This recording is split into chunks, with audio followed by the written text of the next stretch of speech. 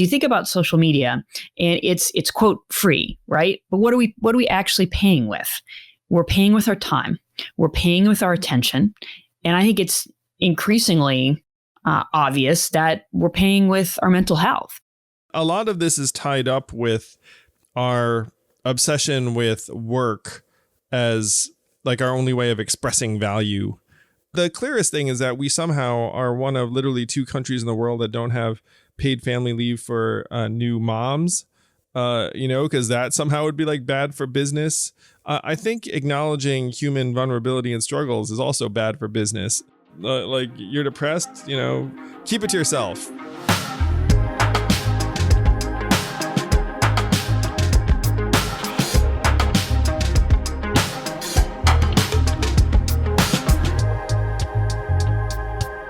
Before this pandemic, we already had record highs in terms of our stress levels, anxiety, depression, prescription drug use, and even suicides and drug overdoses. It had gotten so bad that our life expectancy declined for 3 years in a row, which was unheard of, essentially, in a developed country.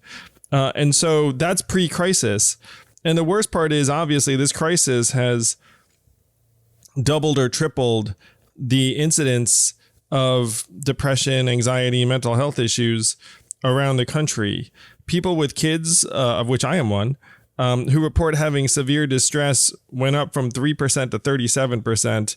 And I understand why. I mean, I'm trapped with a 4-year-old and a 7-year-old, one of whom is on the autism spectrum. And one or the other of them is having some kind of meltdown several times a day. And so, you are just around like a screaming child a lot, which elevates your stress level. And if you look at the crisis text line, which is a line that you contact if you're considering hurting yourself, their traffic has gone up 100%. So you're looking at 2 to 3 times or worse in terms of exacerbating a pre-existing mental health crisis in this country. I'm really passionate about this on a personal level. My brother is a psychology professor, and there's so much more that we must do now more than ever. One of the things that stood out to me in your book before I joined your campaign was talking about, and you probably remember this, but I don't know how specific you remember it, talking about how people inside, like at the top of the food chain, like people at, like in the 1%, are actually miserable as well as the people in the bottom part of the country. Do you remember writing about that? Yeah, I remember looking at the numbers, because I'm a numbers guy, about studies of how kids were doing on college campuses. And all the way up to the most selective schools, kids were reporting, again, record high levels of anxiety and depression and existential stress, and worse. And you had queues out the door for counseling and mental health resources at these schools, to the point where the schools were doubling, tripling like the number of counselors and psychologists and associate deans that they had on staff to see all the kids. And they still weren't able to actually meet with them, where you had like multi-month waiting lists at these schools. And these are the kids who had, quote unquote, done it. They'd like graduated from high school at the top of their class, and they got into that school that everyone wanted to get into. And then they're freaking miserable when they get there. And then it's not like, right, oh, but after they get out of college, it'll like, it'll become sunshine and roses because the post collegiate landscape is changing too.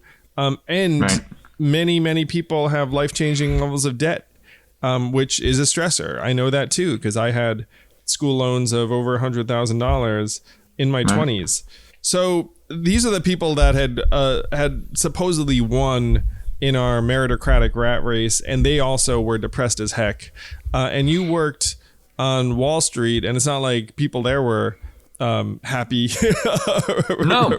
Running around. Right. Well, you get these kids that go to elite school, or they do well in high school, and they go to elite college or university, and then they get an elite job. So they're going to Harvard, and then they go to McKinsey, and then that environment they go into is cutthroat and intense and stress inducing, just the work itself, let alone the people.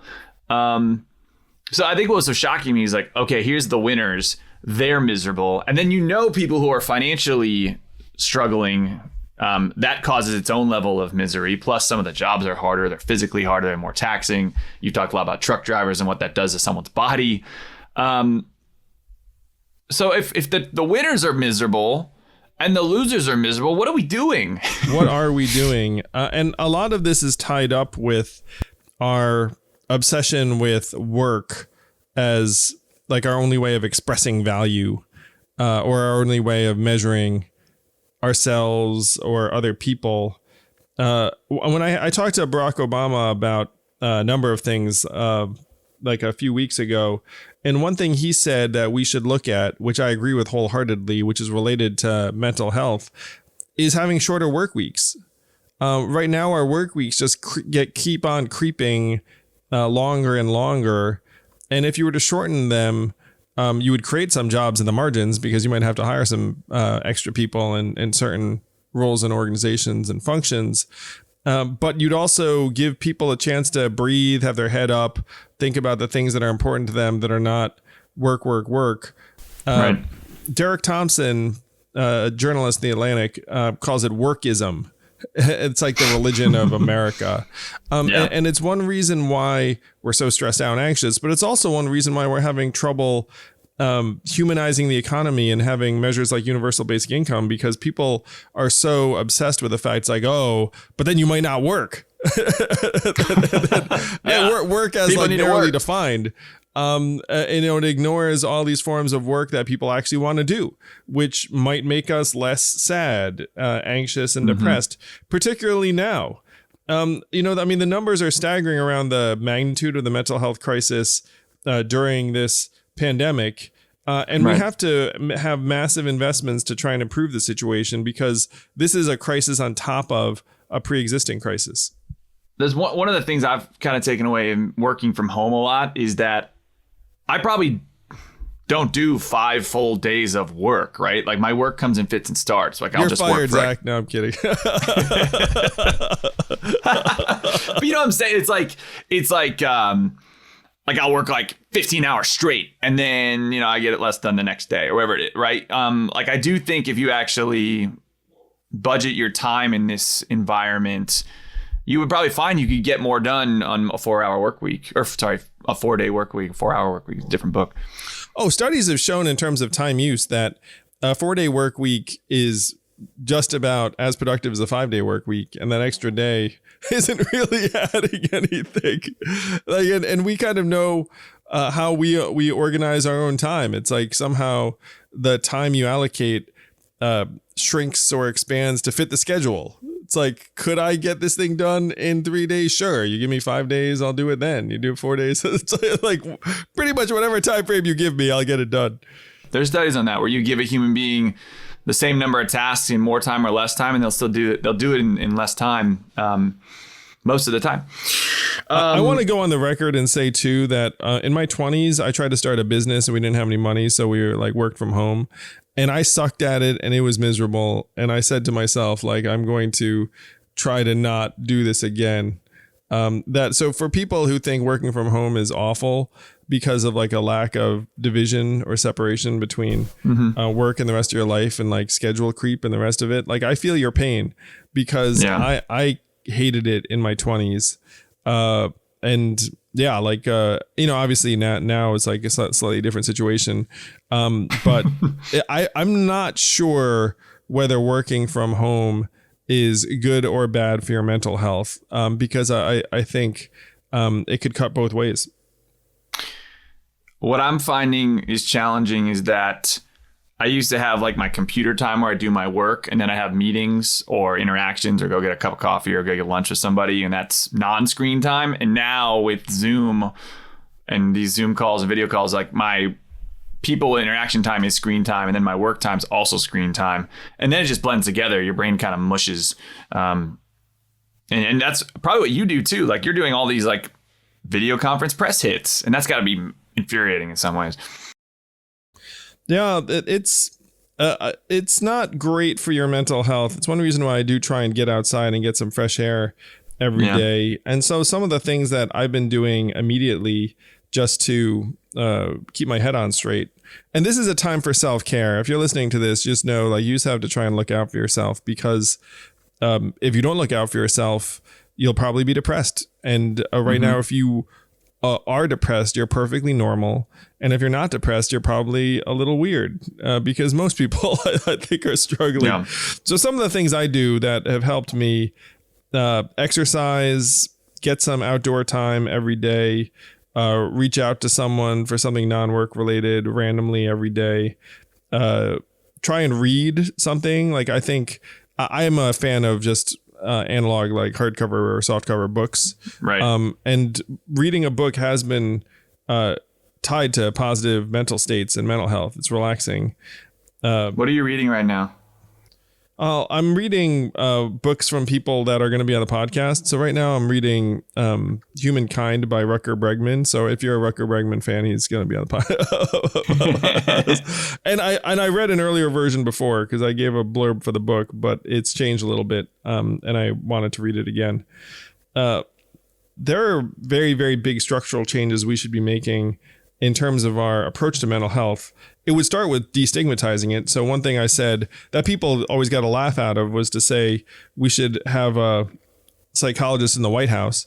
And people thought that was just like me knocking Trump, but it's just good practice. I mean, you have people in a very stressful environment, and it would destigmatize mental health issues, because it's like, oh, if folks in the White House say like there's a psychologist on staff and they see the person, that's something maybe we should all be doing. I think the stigma around it, Andrew, to me bothers me so much, mainly because I'm not sure where it's coming from, because this kind of thing is actually, what's the phrase in the Bible? It's like one man is iron sharpens iron and one man sharpens another. Like this is actually something that if you're like the far right's going to stigmatize it or whoever it is, like that's something that talking to each other has kind of been par for the course as human beings for a while. I don't know where the stigma came from, Andrew. We just somehow got afraid to talk about this. I think the stigma is associated with a lot of things, Zach. It's like there's like this pathological competitiveness, efficiency mentality, the worship of work. I mean, the clearest thing is that we somehow are one of literally 2 countries in the world that don't have paid family leave for new moms. Right. Because that somehow would be like bad for business. I think acknowledging human vulnerability and struggles is also bad for business. Like you're depressed, keep it to yourself. That like there's such like a worship of toughing it out or manning up. At every aspect of American culture, really. So I think the stigma is actually associated with our hyper capitalist institutions too. Yeah. Like it's really pervasive. There's probably short-term and long-term solutions we can do from a policy standpoint. You have a bunch of ideas. Where would you start? There are so many things that we can do to invest in our mental health. I mean, we have to make sure that our existing resources stay open. Number one, we have to fund things like the crisis text line that right now are dependent upon philanthropy and volunteers. We just have to make sure that the resources that exist have what they need to meet the needs. We have many mental health centers that are getting defunded right now and are closing. So we need to fund them properly. We should be loosening any restrictions on psychologists or counselors or therapists or psychiatrists seeing people over the internet, where right now there are actually state by state licensing requirements, which really don't make a whole lot of sense. Because like, does the human mind change between Connecticut and Vermont? And Vermont, yeah, it's like, oh, like I can't see a Vermonter's brain. Yeah, like those Vermonters are wired totally differently. So we have to try and enable telepsychiatry to a higher degree. We should be loosening up the restrictions for paraprofessionals who might be able to help in a crisis, who might not have had like the particular testing or credentialing or training. But if you have someone who's being trained, who can then consult with someone who has years of experience, that can help build capacity. We should make measuring our mental health one of like the key things we use to see how we're doing, where instead of paying attention to the stock market and GDP numbers, which are increasingly valueless, we should just see how our mental health is. And then we would know what is going on in our communities, which again is like a crisis that is deepening. We should be training more and more therapists and counselors and psychologists and make it easier and cheaper. We should be hiring many of those people through the public because we need to create millions of jobs right now in this society. We've lost 38.5 million jobs officially. Unofficially, the damage is worse. The permanent job loss is estimated to be 42% of the total. So 42% of 38 million is 15 to 16 million of permanent jobs lost. And for reference, the Great Recession cost us 8.8 million jobs. So you're looking at something that's almost 2 times the Great Recession permanently. And then another, let's call it 20 million jobs that may or may not come back. We hope they will. And so you need to be trying to find employment opportunities for millions of Americans. And to me, hiring social workers, counselors, therapists, training psychologists, like this can be a nation scale initiative. We should be connecting mental health to physical health and say, look, they're the same freaking thing. If you see a doctor, there should just be a therapist down the hall who'd be like, hey, you want to see me too? They did this in Alaska and it had massive impact where It turns out physical health problems are tied to mental health problems a lot of the time. Right. You talk about getting mental health resources to cops too, or law enforcement officials. Talk about a stressful job. You know, like there were studies about how like many police officers are struggling with post-traumatic stress disorder because of some experience they had in the field. So that's an area of investment that I feel like everyone could get behind, because if you're a cop, you'd be like, sure, like, you know, like that'd be great.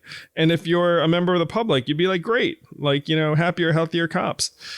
So there are a lot of things that we should be doing bigger and better when it comes to mental health. But number one is recognizing that it's universal. We all struggle, and that we have a crisis that has been made much, much worse by this pandemic.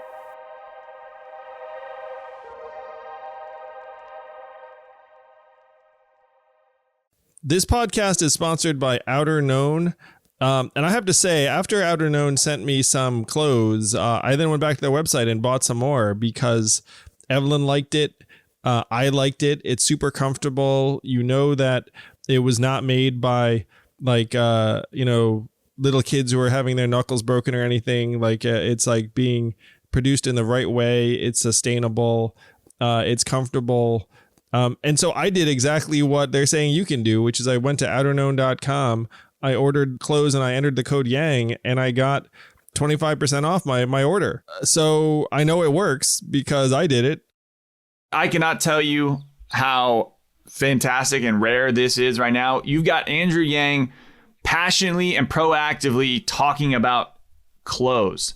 This was the pain point to me on a campaign. He never cared about how he dressed. He never cared how he looked. He didn't care the brand, nothing. And right now he just said to me, I want to re-record the Outer Known ad because I love it. And I went out and went back and bought more. So this clothing brand has gotten Andrew Yang to care about clothing. It's that good. And I'm wearing mine right now too. Also love it. So outerknown.com, use the Yang code because Yang loves it and you get 25% off.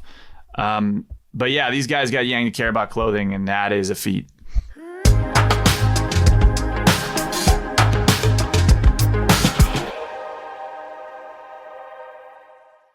You wrote a whole book on job losses basically causing more mental health issues and creating this mental health crisis, right?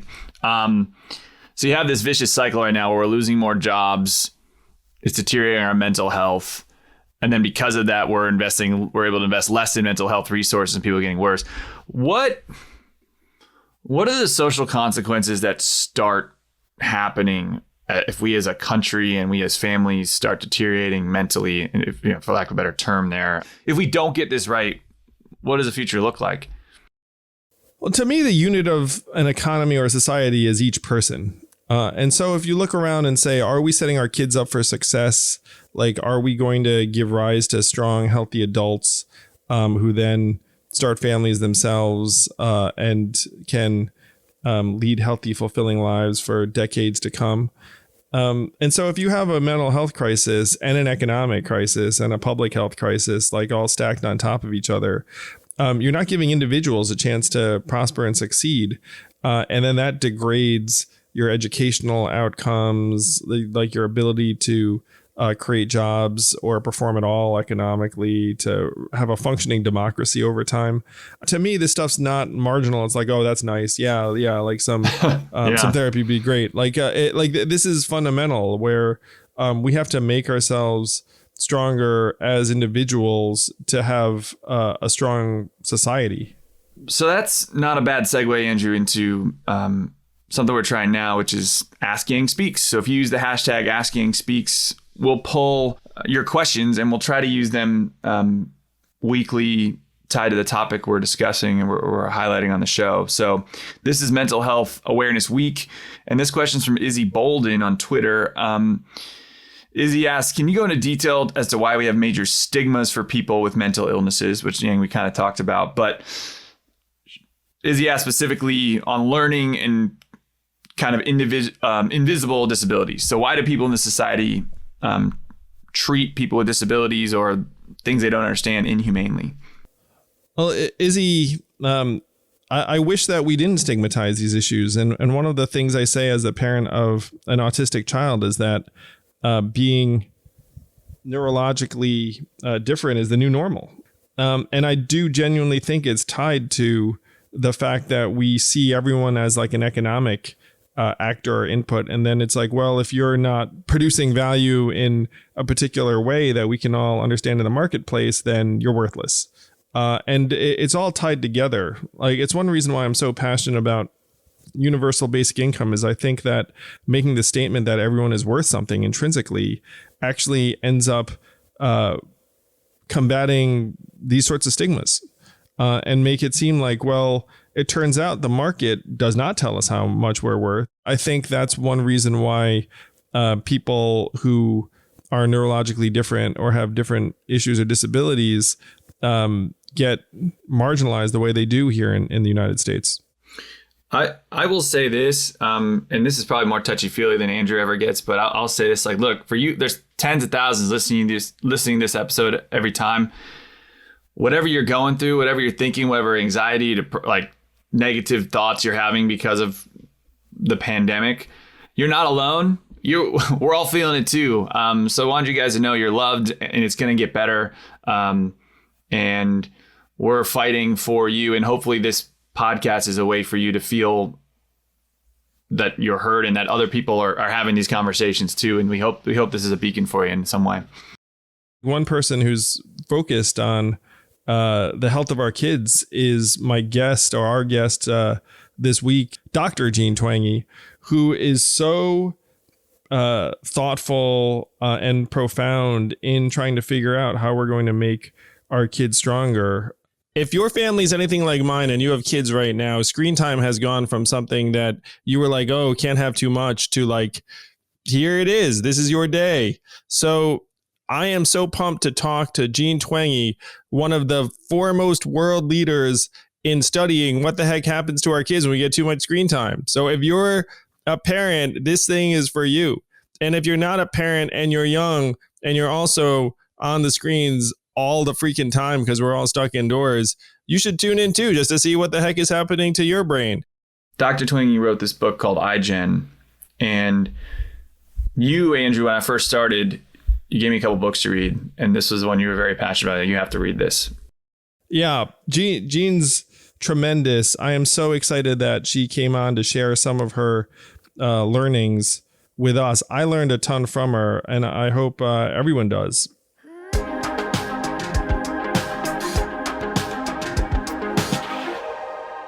Oh, one of the things that I ran on was the fact that we have a mental health crisis in this country, that there are record levels of depression, anxiety, even suicide and self-harm. And one of the huge learnings from your book was that there was a surge in depression and anxiety among young people that's hand in hand with widespread smartphone adoption and the use of social media. There really is a mental health crisis, and I don't think that's an overstatement at all. For adolescents, for young adults, we see these really striking increases in depression, in anxiety, in unhappiness, loneliness. And those have been either unchanged or actually improving for a while.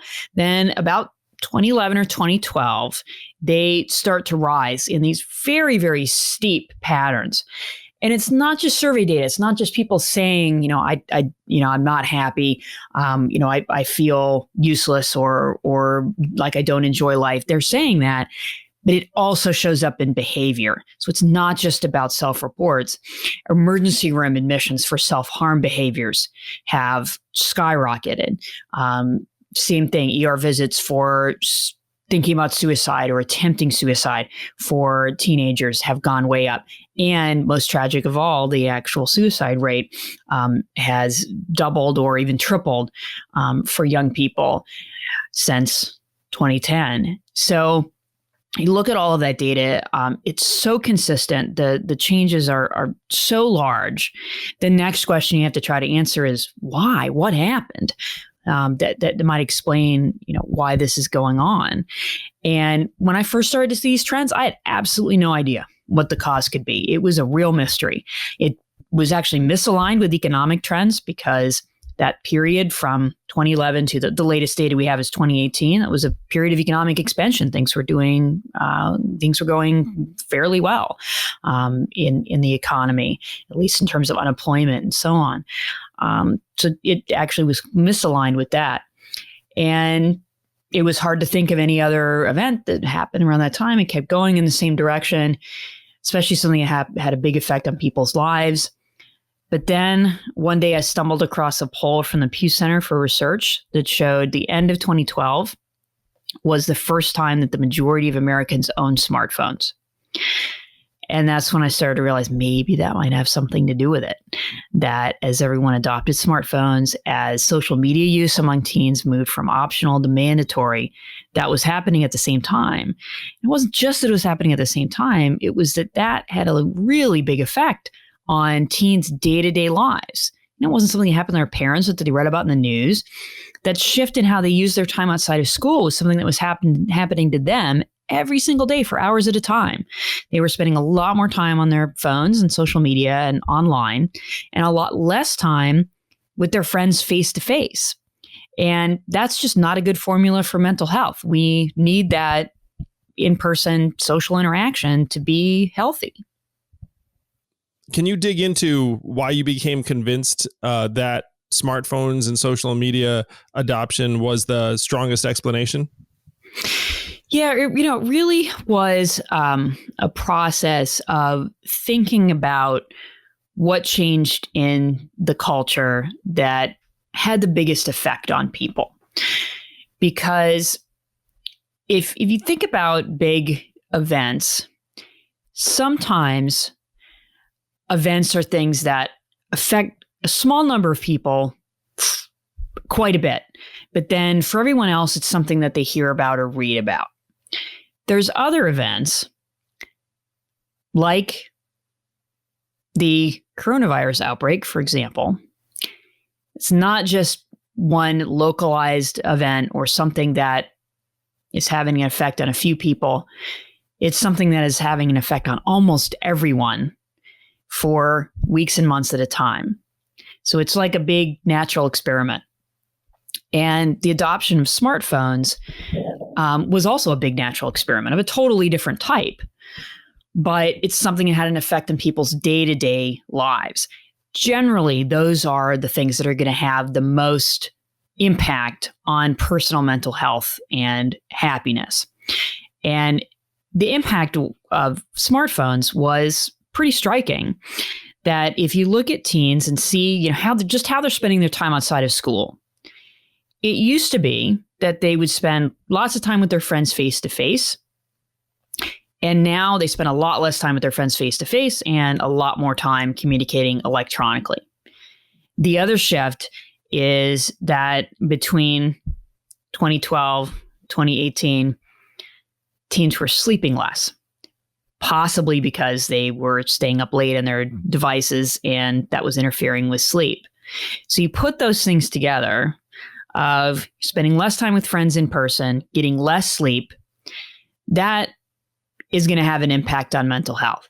Even if we say, screens aren't that bad, whatever, that displacement of things that are better for mental health might alone account for the mental health issues. I don't think they do. I think there's other things going on there in terms of what is going on online and some of the harmful information that some kids are getting online.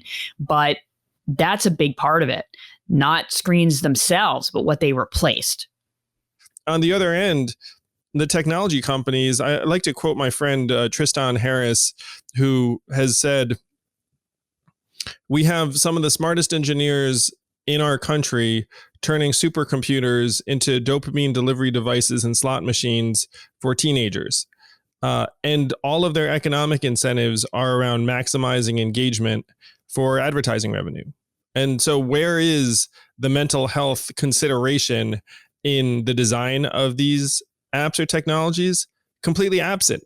Like if you're Facebook, you just start trying to gin up ad revenue in any way you can, and anything you do that's going to end up maximizing engagement, you're going to gravitate towards. And so, like you said, this is a giant natural experiment. If you think about what would be the counterweight for the designers and the investment on the technology side, it would theoretically be someone in the room being like, hey, maybe you should dial that back a notch. Or maybe like after someone's been using the app or the phone for more than 20 hours that week, like you might want to have some kind of notification or something along those lines. Like that is not happening, in large part because our government is decades behind the curve when it comes to any of these issues. We got rid of the Office of Technology Assessment literally over 20 years ago. And so there's no one even advising Congress on technology related issues aside from the technology companies themselves. And that's the problem. I mean, it's really, unregulated. And I mean, I think the good news is, say, if you're making smartphones, say Apple, for example, they've introduced this program called Screen Time that actually will give you a little bit of a heads up of, hey, here's what happened. On Sunday, it sends you this notification of your screen time was up, your screen time is down, and here's how much it was. But that makes sense. Their business model is going to be you buy the phone, you're good. Social media companies, for example, you're exactly right. They make more money the more time people spend on this. So if there's a 13-year-old who's spending 10 hours a day on Instagram, that's one of their best customers. That's what they want. That's how you make the most money. And I love Tristan Harris's work. His philosophy, these are just a wonderful way to sum it up, is time well spent. And that's what we have to do. Not give up technology. Technology is great. It's just that we shouldn't be spending all of our waking hours on it, that there has to be some limit. We have to think more mindfully about how we're spending our time.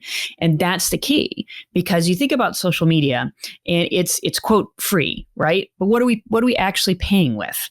We're paying with our time. We're paying with our attention. And I think it's increasingly obvious that we're paying with our mental health and the mental health of our children. So, these are not small issues. This is a big deal.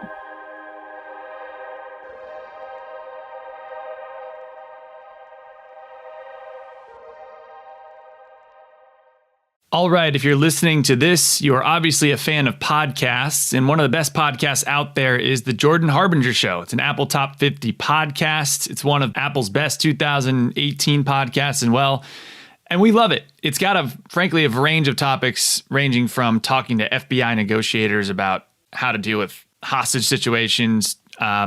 You've got mental health situations. You've got Tony Hawk on there. You've got such a wide range of topics, and Jordan's such a fascinating guy. So it's not pop psychology or superficial advice or BS inspirational nonsense. It's a show that offers meaningful, fun, life-changing insights with a practical edge. And I love the worksheets because I come away with like what I'm supposed to do from an episode like this. And there's no BS. It's very straightforward and simple for someone like me.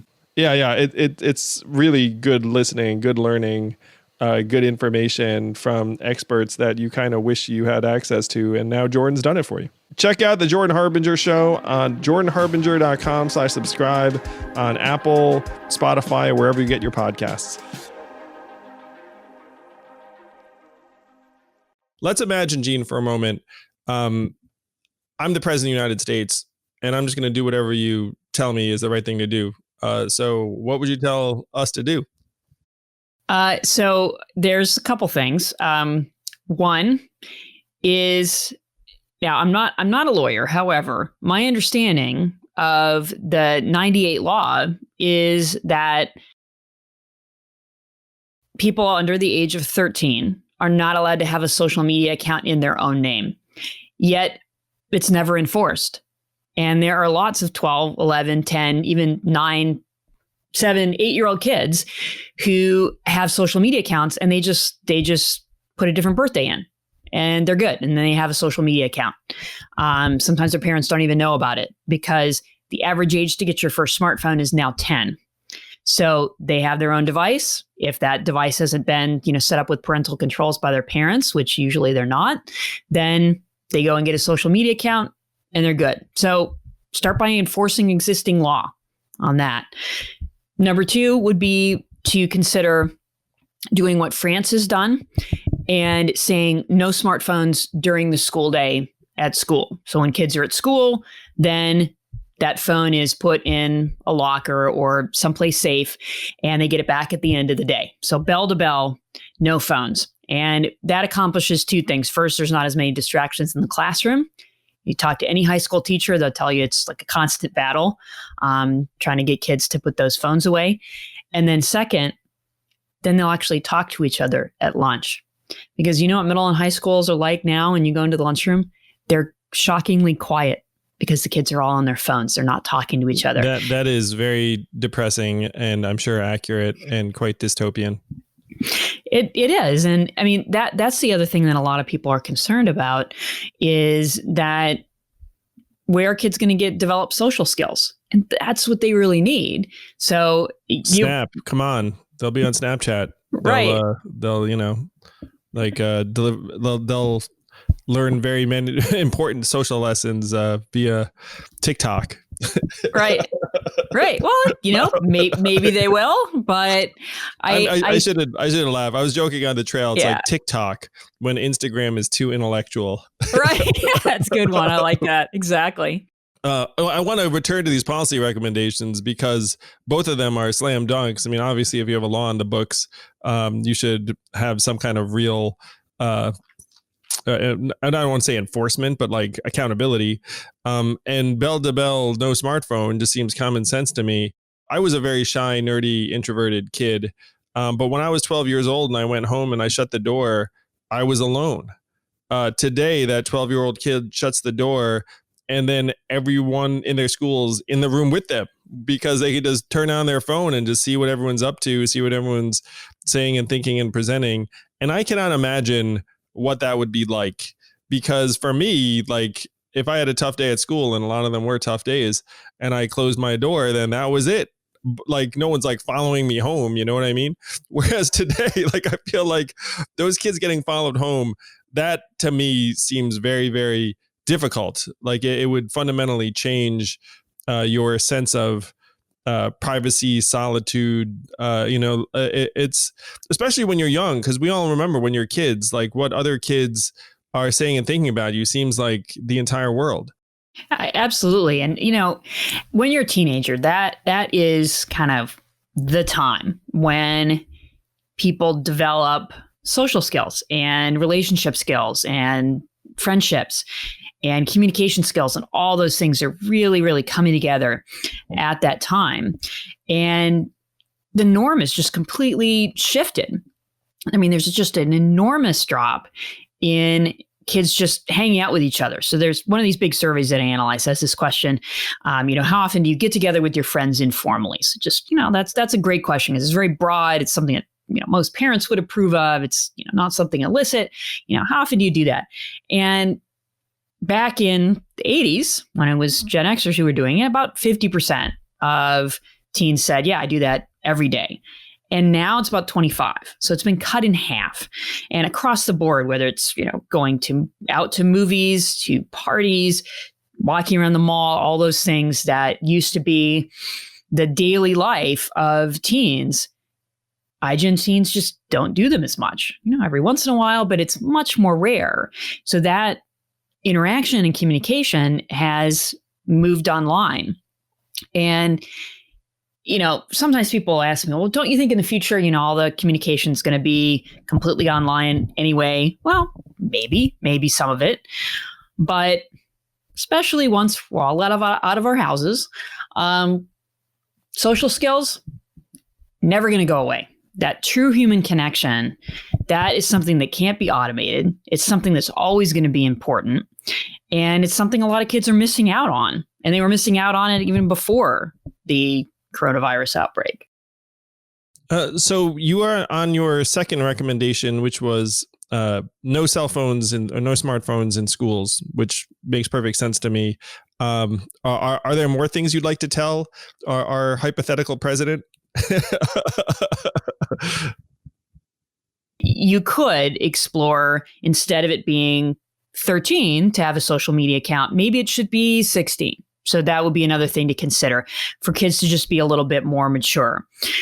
Beyond that, it's going to be more a matter of how can we educate both kids and their parents about basically, digital hygiene. There's a lot of talk in schools about digital citizenship, which I get, but I think it ignores some of the basics around, well, there's a time to be on technology, and then there are times when we should not be on technology. So we were talking about sleep earlier. That has to be number one. When I give talks to high school parents and high school and middle school students themselves, I always tell them, if you want to just take one thing away from this talk, it should be this. We shouldn't have our phones or tablets in our bedrooms overnight. And if you want to regulate that as a parent, go into the parental controls and have that phone or tablet or laptop become a brick at bedtime. Just have it. It doesn't work anymore. So that's what we do in our house with my 13-year-old. She doesn't have a phone, but she has a laptop, and it just doesn't work. It doesn't work after 9:00. And then, if you're not tech savvy and you don't want to go in and mess with that, I get it. Then you just physically take it, put it on a charger downstairs or away from the bedrooms.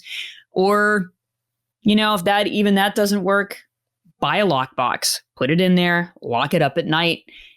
We shouldn't be having these in our phone in the bedroom overnight. And that goes for adults too, by the way. We really need to have our sleep, preserve our sleep. And then if you're wondering, this is the question I usually get at this point. Well, wait, I have to have my phone in my bedroom overnight because it's my alarm clock. I have some advice for you. Buy an alarm clock. You can buy it on Amazon on your phone and then put your phone away and get a good night's sleep. Completely agree, by the way, like that of trying to get your smartphones and devices out of your room. My friend Ariana Huffington recommended that a little while ago, and I was like, "Ooh, that's a good idea." So yeah, more concrete lessons for parents like me. Do you do anything else with your 3 girls? Yeah. So the other thing is, you don't want to be on an electronic device right before bedtime. So there's this enormous body of research on this from sleep researchers and they do this in sleep labs as well as at people's homes. So there's, all kinds of different methods, and all converges on this, that you shouldn't be on a device within about an hour of bedtime, if at all possible. And it's for 2 really big reasons. First, pretty much everything we do on phones and tablets is psychologically stimulating. social media, texting, shopping, whatever it is. It gets our brains going at a time when we need to be relaxing before bed. There's a physiological element to it as well, that the blue light from these devices shines into our eyes, tricks our brains into thinking it's still daytime, and then we don't produce the melatonin, the sleep hormone that we need to have to fall asleep quickly and get a good night's sleep. So then the question people have is, well, then what do I do before I go to bed? Well, people have been going to sleep for centuries without scrolling through Instagram, so it is possible. And you just have to think about what to replace it with. So reading, you can read a book, or I recommend iGen by Jean Twenge. Well, thank you. But you can read anything you like. And if you use a Kindle, that's fine, because say a Kindle Paperwhite, you just turn the light all the way off. You read on an iPad, or if you watch TV, those have blue light. They don't have the psychological stimulation, so you're good. More or less good there, but you can wear orange safety glasses to filter out the blue light. So that's actually what we do in our house. Our rule is you either read or watch TV before you go to bed, so no other devices. But if you're going to watch TV before you go to bed, then you wear these $10 orange safety glasses to filter out the blue light.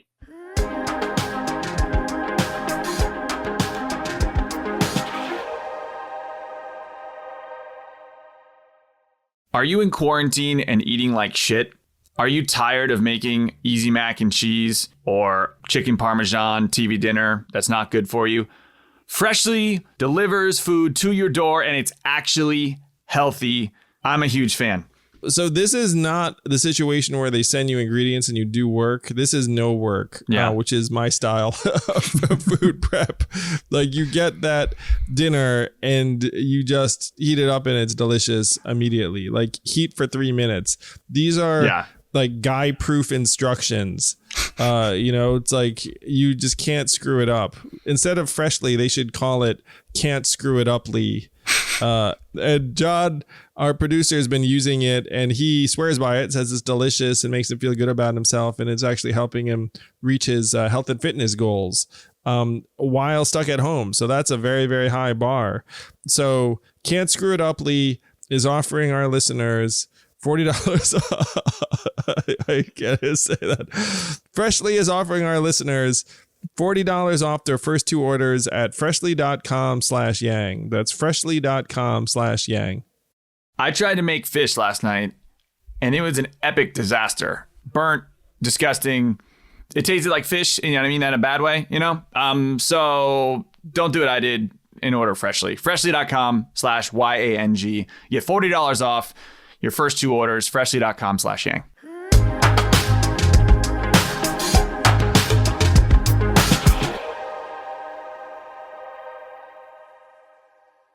You are, like a PhD, a professor, one of like the foremost authorities on this. And like the fact that you're taking countermeasures with your girls is tremendous. But most Americans are in a position where they're just trying to get through a day. They might be working 2 jobs. Like, their kids are left on their own for most of the time. In our current era of pervasive financial insecurity, where if you're a parent, like, you're just trying to keep a roof over their head, and then what the kids are doing, it's pretty much like a free for all. Like, imagining that we're going to be able to figure out everything our kids are doing at any moment in time strikes me as, frankly, ridiculous. And so then you go back to the source of it, and you have these tech companies, again, in some cases, $1 trillion companies minting like billions of dollars, and so that's one end of the equation. And then the other end is that 13-year-old girl in Albuquerque, New Mexico, like, getting depressed. And so instead of saying like, hey, that girl's parent should really get in there and figure out what the heck the daughter's doing, or like lying about her age or whatever it happens to be, like, I think that's stupid. I think we should go straight to the tech companies and say, hey guys, check it out. Like, your interest is making lots of money. Our interest is not screwing up our kids wholesale and like wrecking generations and making it so that like our kids are, heading to emergency rooms and like are anxious and depressed. Even if they're fortunate enough to be at the upper end of the educational spectrum, they show up to college, they're super depressed. So you're going to have to dial it back.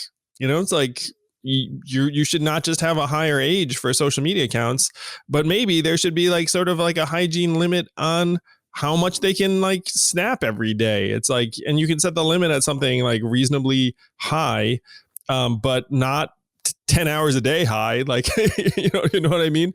And I would put our friend Tristan Harris in charge of it. Incidentally, I think his name is pronounced Tristan, even though it's spelled Tristan. So whatever. I mean, obviously, I'm sure he gets that all the time.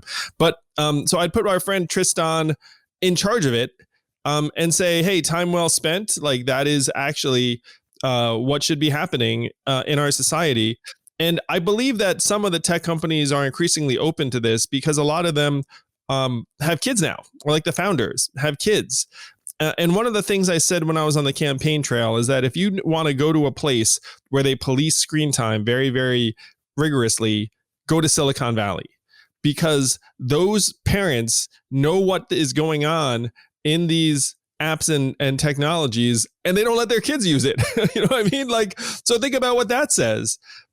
So I just want to say, like, your wish list is 100% correct, but we're going to have to go much, much bigger if we're actually going to get into the root of this problem, because government right now is decades behind the curve. Parents are outgunned. This is a role for us to actually try and say, look, like we have to make real decisions as to what is best for our kids. And I'm very, very sure that what's best for our kids is not let the tech companies just figure it out on their own. I mean, there has to be something where, at least for minors, so ages 17 and under, that there can be more regulation of this. Just like people were eventually successful in getting more regulation around children's television, that we could have more regulation, around social media. And, we have to be thoughtful about it because, there's 15-year-olds out there who are, starting their own business, and maybe they need to be on Instagram for that. So we have to, kind of recognize that. But there are reasonable limits, and we can think about, certain platforms. I think, Snapchat's a great example. It is arguably, not as bad as, say, Instagram, because, on Instagram, there's too many teenage girls who are taking, 250 selfies to get the right one. And there's so much body image emphasis and so on. It, might be part of the reason why we have so much depression, and those trends are stronger among girls. But then we get Snapchat where, nobody's using that for work. Who are we kidding? And there are kids who are, on it 8-10 hours a day. So we have to think about like reasonable limits. There's lots of things that you can do with technology, and lots of things you can do online that are very productive, that are very positive. And then there's things that aren't. And that's what makes it so hard, I think, to regulate it is, let's take, take two people who both, you look at their screen time report on their smartphone, says they spend 8 hours a day online. Well, one of them is a pizza delivery person, and 7 hours of that is on the Maps function. Well, they're probably fine. But then, the other is a 12-year-old girl who, lied about her birthday and has spent 7 out of those 8 hours on Instagram.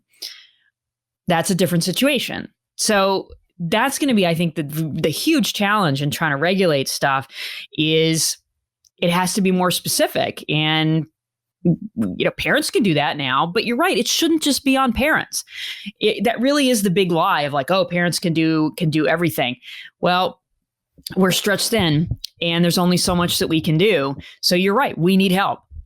And I think what's really interesting is you have all this fascinating data on kids, and now we're in quarantine. So it's hitting the kids probably double, but it's also hitting the adults too, because we're on our screens all day long too. Let's just start with that. Thoughts on coronavirus and quarantine right now, and how your research is applying to the crisis we're in today? So it's not all bad. We're getting probably more, face-to-face time with our families. And so for younger kids, they miss their friends, but they're getting by because they're like, hey, mom and dad are around more. But with teens, that's where it becomes really, really hard, because just as we were talking about how much, college was, let's get out of here. That starts 12 or 13 when they want to have their own lives and their own social life with their friends. And that's gone. I mean, in terms of in person, that is gone right now. It is not happening. So they rely on electronic communication. And, I suppose you could see that as an upside. Then they know how to do that. But the fundamental psychology of humans has not changed. It is not the same to communicate with your friends on Instagram as it is to be with them in person. And if you look at the trends that caused the mental health crisis that we were in even before this started, they were less face-to-face interaction, more electronic communication. Now we're at a next level for that. So that's what has me really concerned, is that for everybody, we are not spending as much time with people face-to-face or in person. So we have to think about, in this situation, what can we do to try to replace that? And I think the answer most of the time is going to be video chat. So Skype or FaceTime or Zoom, where you are interacting in real time. You can see the other person's face, and it's still not the same as being able to be in the same room with someone, but it's the closest we can get. And so with our kids, we can encourage them in that direction of, instead of, spending even more time on Instagram or Snapchat or TikTok, that let's communicate with our friends by doing a video call. And iGen's a little allergic to that. The idea of calling somebody is kind of foreign to them, even when it comes to video chat and video calls, whether it's teens or adults. You can send that text and say, hey, sometime this evening, let's do FaceTime. And it's a best substitute right now. I've got two young boys, 7 and 4. One of them is autistic. And one of the things that gave me joy was dropping off both of them to school, because both of them struggle with social skills. And so just what it took for them to traffic getting through a school day with, 25 other 7-year-olds or 4-year-olds, I knew that was really exactly what they needed. And they're not getting that now. It's like they have some online sessions that are better than nothing, but are certainly not the same. We have to try to find the positive in this situation. And potentially, especially for kids maybe a little bit older than yours, but my kids' ages where they're from 8 to 13, this is the opportunity of a lifetime to get good and bored and to figure out what to do when you're bored and you want to try to find something you're interested in to explore. I just want to dig into the big picture path forward. So here's what seems to me to be very, very evident. We're going to have this massive project in my mind of trying to help our entire country recover from this collective trauma that we're experiencing right now. That's certainly most devastating for people who are more vulnerable in various ways.